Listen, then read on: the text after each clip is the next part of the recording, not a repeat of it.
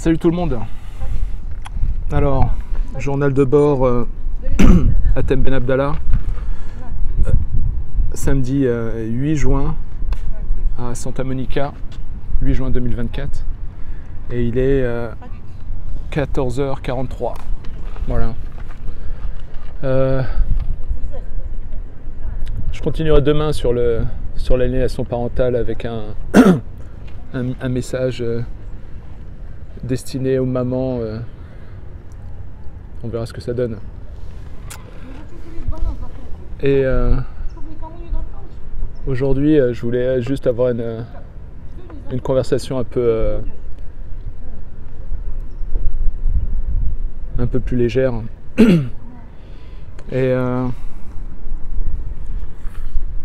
parler de l'art, de l'inspiration, de la création. Je pense que j'ai toujours été sûr qu'en fait il y avait en nous des capacités de création incroyables, extraordinaires, et que c'était l'environnement dans lequel on grandissait qui créait les multicouches de pensées qui finissent à un moment donné de devenir notre identité. Et j'ai l'impression que quand on arrive sur cette terre, c'est le moment où on est le plus près de l'origine, de Dieu, et qu'on est au plus près de l'inspiration divine. Et je pense sincèrement que tout le monde, absolument tout le monde, a au fond de lui accès à une sensibilité et à une capacité de création inimaginable. Et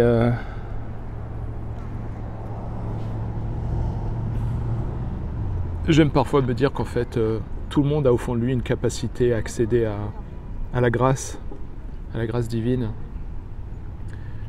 et donc au beau. Et malheureusement, les instincts de survie, l'ego prennent le dessus et nous limitent dans nos expansions, dans nos capacités à déployer nos ailes et à ressentir. Et depuis l'enfance, en fait, je fais un travail conscient et de remise en question, mais aussi de préserver mon innocence et ma capacité d'émerveillement. Et c'est peut-être une réaction au climat familial de mon enfance, et peut-être par désespoir, j'ai développé en moi, ou j'ai accédé, je ne saurais le dire, à une forme de délicatesse, de créativité, d'inspiration.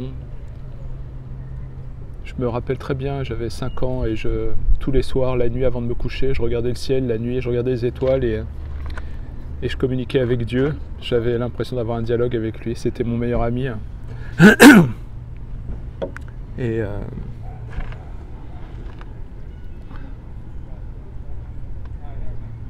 Et ce qui est marrant, c'est que lorsque j'ai eu à peu près 10-11 ans, j'ai voulu être aussi cool que mes potes. Et donc j'ai, on va dire, abandonné ma relation avec Dieu, et je me suis retrouvé dans un déroulé de vie ultra conventionnel, je crois. Et je me rendais pas compte en fait que la quête spirituelle ou notre rapport à Dieu ou à l'univers, comme on veut l'appeler, une force plus grande que nous, c'est pas quelque chose que tu choisis. Et quand tu essaies de l'éviter tant bien que mal, en essayant d'avoir une vie conventionnelle, en te conformant, en t'adaptant à l'environnement que la société et la civilisation nous imposent, eh ben,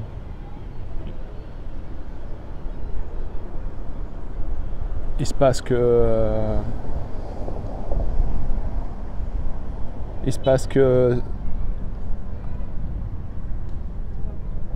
on paye cher le fait de ne pas avoir osé accéder au cadeau qui est en nous.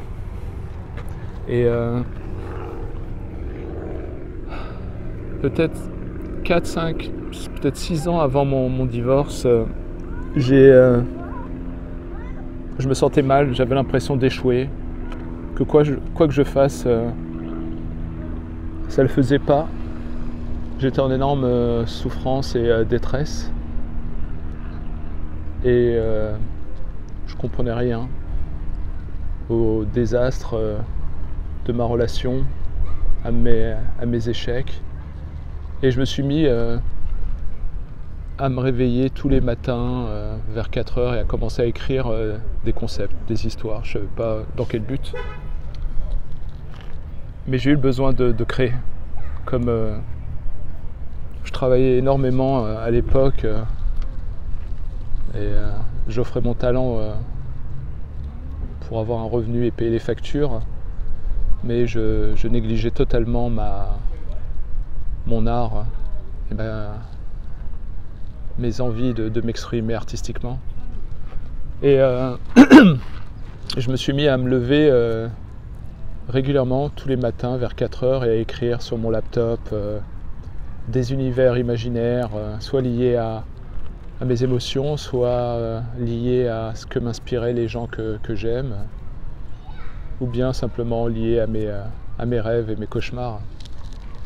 Et je me suis mis à écrire à peu près, je sais pas, peut-être 80 concepts, des histoires, des courts-métrages, des longs-métrages. Et c'était fascinant j'avais l'impression de me découvrir dans l'écriture. Et j'ai écrit des petits concepts sympas, rigolos, que j'espère produire en court-métrage, mais aussi des concepts plus longs, de beaux films. Je suis quelqu'un qui est fasciné par certains talents comme Jim Jarmusch ou comment il s'appelle, David Lynch et Terrence Malick et bien d'autres auteurs. Et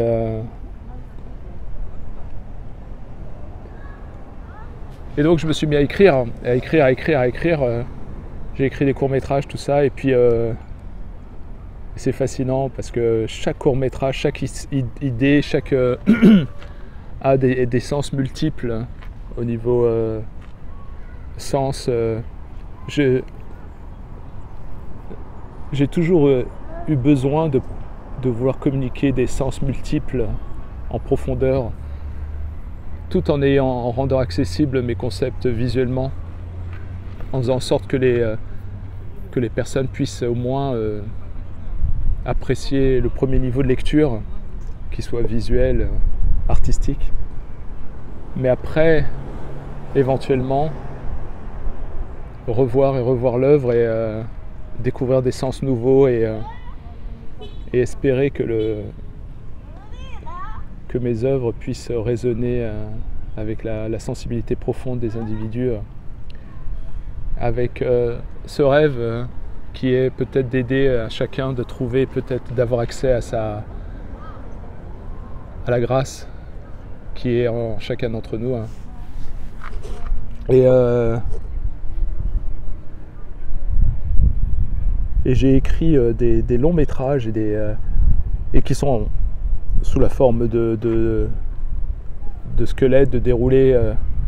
Et là, dernièrement, je me suis mis à les ressortir de mes tiroirs. Et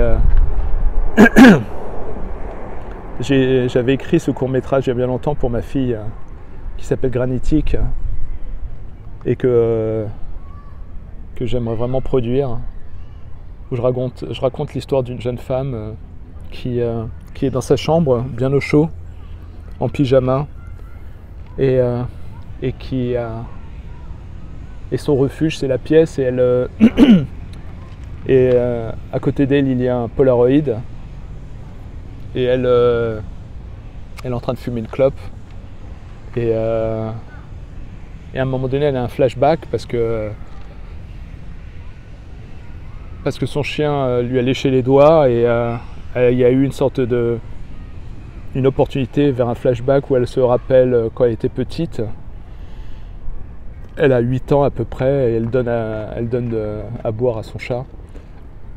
Et donc dans ce court-métrage, je vais entre le présent et le passé, et à un moment donné, donc la jeune fille dans le passé veut prendre en souvenir le chat et utilise son Polaroid, et la photo ne sort pas. Et on revient dans le présent, et la photo sort dans le présent. Et finalement, je crée un device, un outil avec le Polaroid, le vieux Polaroid, pour en faire un moyen de communication entre les deux. Donc en fait, l'héroïne, dans le présent, s'associe avec elle-même lorsqu'elle a 8-10 ans, et elle forme une équipe. Et dans le court-métrage, je raconte les pérégrinations de l'héroïne. Et ce qui est intéressant aussi, c'est que non seulement je crée une opportunité à l'héroïne de pouvoir connecter avec son passé, sa part d'enfance, et de créer peut-être une équipe entre elle et elle-même, peut-être une opportunité qu'elle n'a jamais eue d'être en soutien ou en équipe, et finalement, dans mon court-métrage, la petite fille dans le passé, qui a 8-10 ans, va demander de l'aide à son père. Et je ne vais pas raconter tout le court-métrage, mais à un moment donné, l'héroïne avance, et elle, au milieu de la nuit, et il fait froid dans un terrain, le terrain est enneigé, et elle passe à côté de 2 mecs en train de fumer des joints près d'une bagnole, et elle a un but, c'est elle va, et les mecs au loin lui parlent, essayent d'attirer son attention, ils sont morts de rire de la voir en pyjama et pieds nus. Et elle répond pas parce qu'elle est dans sa mission, elle a son Polaroid à la main, et puis il y a un mec qui se sent insulté et qui doit avoir un demi-joint déjà dans la gueule, et qui va et qui la bouscule, elle tombe à terre, et lui il se retrouve sur elle en train de gueuler. Elle est paniquée parce qu'elle est concentrée sur sa mission qui est de rejoindre une montagne, et elle prend son Polaroid et elle appuie dessus. Donc il y a, tant bien que mal, il y a une photo qui est prise, et bien sûr la photo de l'énergumène avec la gueule déformée et transférée dans le passé, dans l'enfance, et elle montre donc la photo à son papa, et le papa voit la photo grimaçante du mec, et tous les jours il l'entraîne à donner juste un seul coup de poing, le fameux concept de Bruce Lee, et donc tous les jours elle fait que de donner des coups de poing, petit à petit, uniquement un coup de poing, pas de technique, rien, juste, et puis là naturellement, instantanément, dans le présent, l'héroïne a le poing, la main droite qui se ferme et qui tremble, et qui fout un pain au mec sur la tempe, au bon endroit, au bon angle, et le mec tombe KO, et voilà. Donc j'ai ce court métrage où je raconte en fait la collaboration entre l'héroïne et sa part d'enfance, et je suis hyper content d'offrir ce court métrage à ma fille, et ça c'est un des concepts. Et puis j'en ai écrit plein d'autres. J'en ai écrit un aussi pour mon fils, où en fait on ouvre un matin sur un radio réveil qui sonne, il est genre, je sais pas, 4h30 ou 5h, et on voit un jeune ado qui se lève, et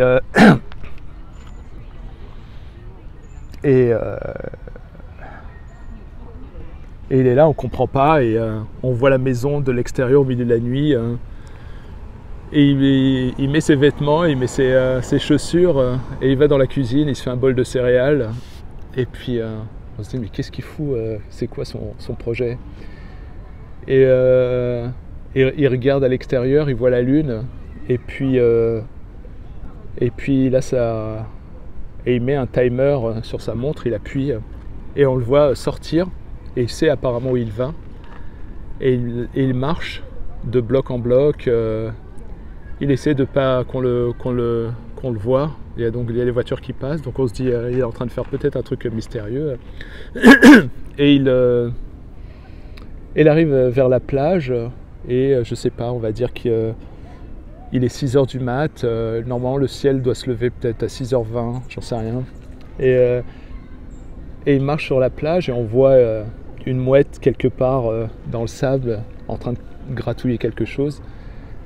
Il se rapproche de l'endroit où se trouve la mouette, et il creuse à cet endroit, et il se brûle les mains parce qu'apparemment il y a quelque chose de chaud, et il déterre.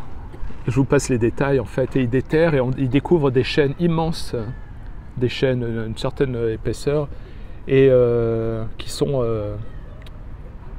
brûlantes, et donc il prend ses gants, il a des gants de bricolage avec lui, il prend ses gants et commence à sortir la chaîne du sable, et on se rend compte quand il déterre cette chaîne qu'en fait elle est quelque part enterrée, mais dans l'océan, au loin.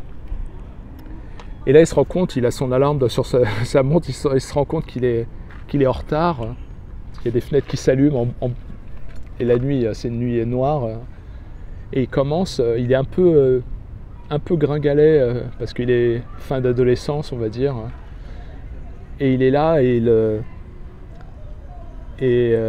il tire les chaînes, il essaie de tirer les chaînes, on ne sait pas ce qu'il veut tirer, et il tire, et on voit la chaîne aller au loin, et plus il tire, et plus la chaîne se lève au-dessus de l'océan, et on le voit qu'elle va, on se demande même comment il réussit à tenir tout ça. Et à un moment donné, il est là,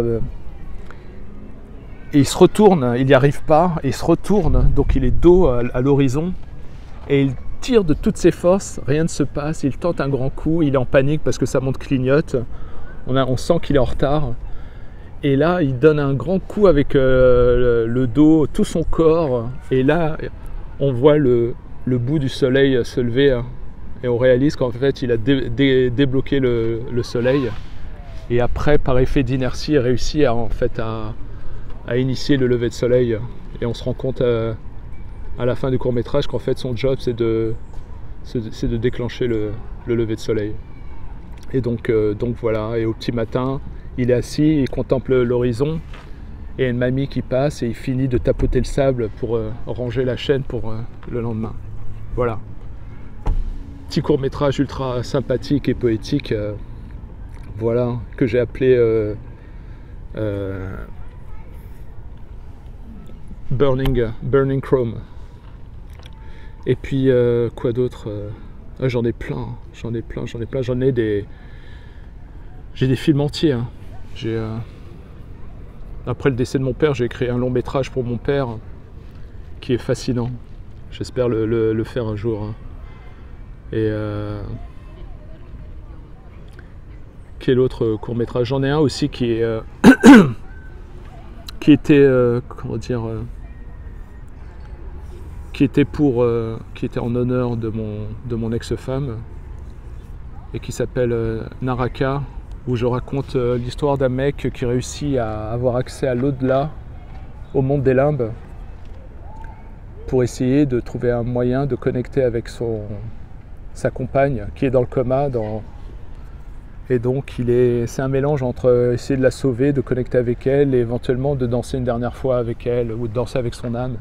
Et il trouve un moyen d'arnaquer le passeur, et de prétendre qu'il est mort lui aussi. Et donc il a accès à cet univers où les âmes sont représentées par de grands segments de tissu noir flottant, et il cherche l'âme de sa compagne.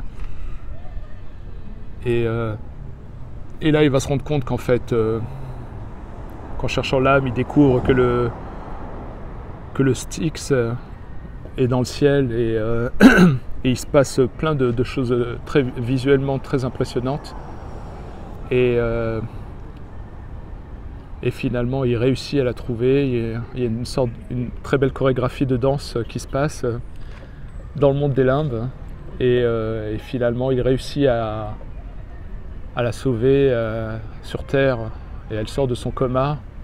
Et on réalise que le prix qu'il a eu à payer, c'est de lui-même de devenir le nouveau passeur, le remplaçant. Et donc il devient le passeur d'âme dans les limbes.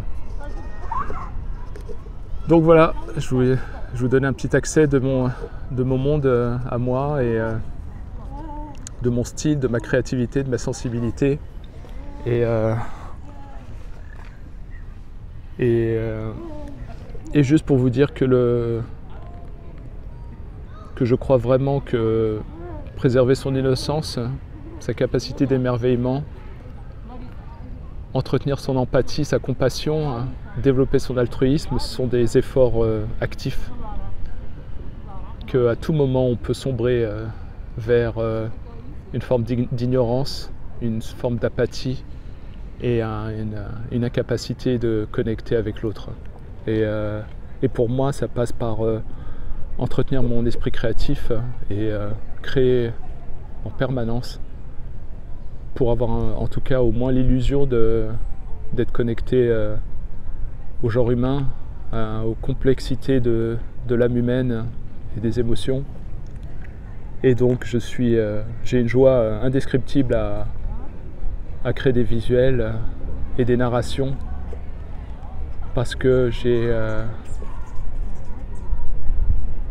j'ai au fond de moi un amour pour l'humain et le genre humain indescriptible, un amour profond.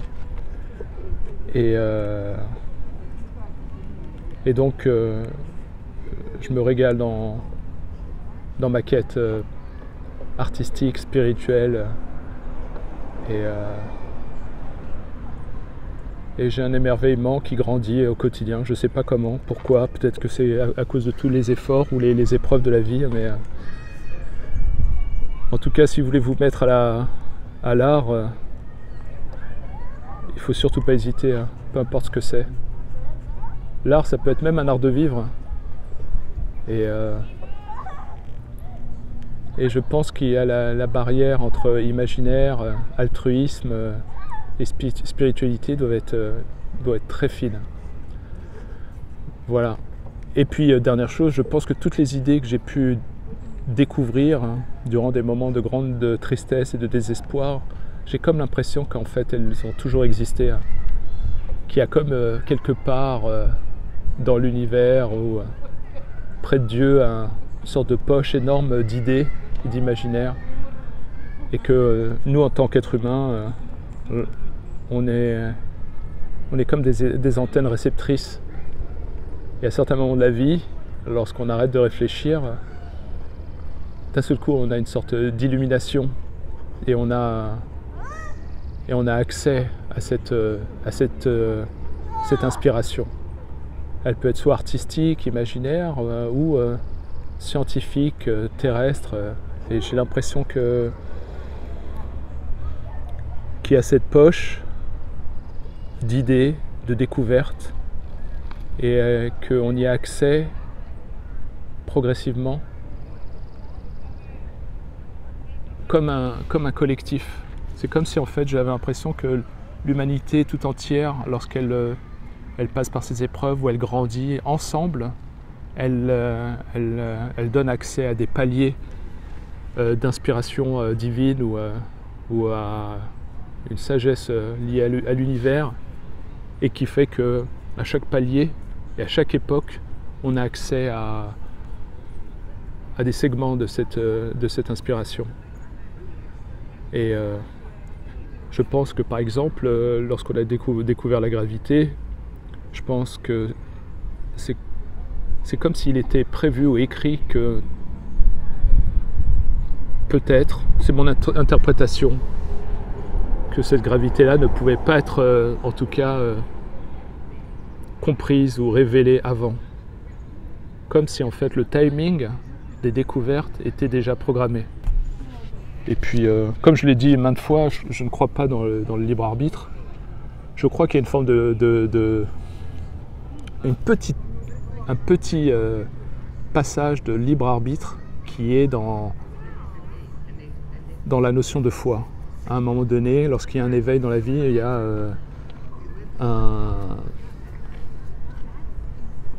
une opportunité où on peut décider de faire un chemin de foi. Et je crois que c'est l'un des rares moments où on a un semblant de libre arbitre.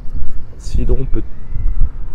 Après on s'en fout, hein, puisque finalement, la sensation est qu'on a l'impression de tout décider dans nos vies, ce que je ne crois pas vraiment. Bref, en tout cas, j'ai du mal à... Il y a peut-être quelque chose qui est de l'ordre du libre arbitre, mais j'arrive pas bien à l'articuler. Mais par contre, le libre arbitre absolu, j'y crois pas du tout. Et donc voilà. Voilà. Elles sont super longues mes vidéos. Il va falloir que je les raccourcisse. Il faudrait que je me donne une limite de 10 minutes. Donc voilà. Merci encore pour votre attention. Ça me fait plaisir. Et je vous dis à bientôt. Salut tout le monde. Ciao.